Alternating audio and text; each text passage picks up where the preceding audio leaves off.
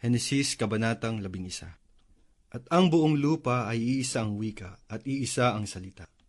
At nangyari na sa kanilang paglalakbay sa silanganan ay nakasumpong sila ng isang kapatagan sa lupain ng Sinar at sila'y nanahan doon.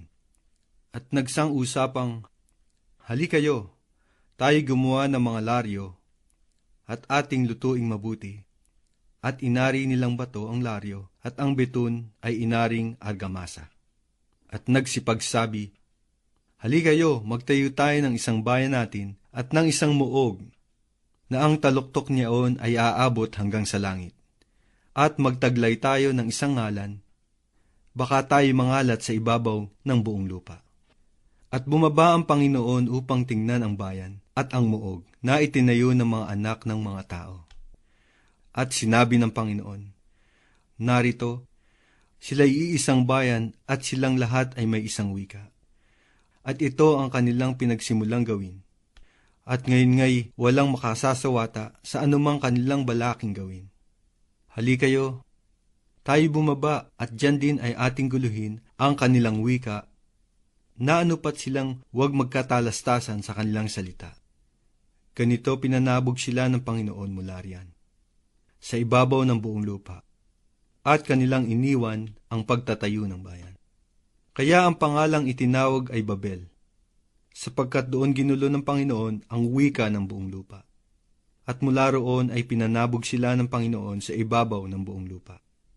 Ito ang salit-saling lahi ni Sem. May 100 taon si Sem at naging anak si Arpasad. 2 taong pagkatapos ng bahang gumunaw. At nabuhay si Sem pagkatapos na maipanganak si Arpasad ng 500 taon at nagkaanak ng mga lalaki at mga babae. At nabuhay si Arpasad ng 35 taon at naging anak si Sala. At nabuhay si Arpasad pagkatapos na maipanganak si Sala ng 403 taon at nagkaanak ng mga lalaki at mga babae. At nabuhay si Sala ng 30 taon at naging anak si Heber. At nabuhay si Sala pagkatapos na maipanganak si Heber ng 403 taon at nagkaanak ng mga lalaki at mga babae. At nabuhay si Heber ng 34 na taon at naging anak si Peleg. At nabuhay si Heber pagkatapos na maipanganak si Peleg ng 430 taon at nagkaanak ng mga lalaki at mga babae. At nabuhay si Peleg ng 30 taon at naging anak si Ru. At nabuhay si Peleg pagkatapos na maipanganak si Ru ng 209 taon at nagkaanak ng mga lalaki at mga babae. At nabuhay si Ru ng 32 taon at naging anak si Serug.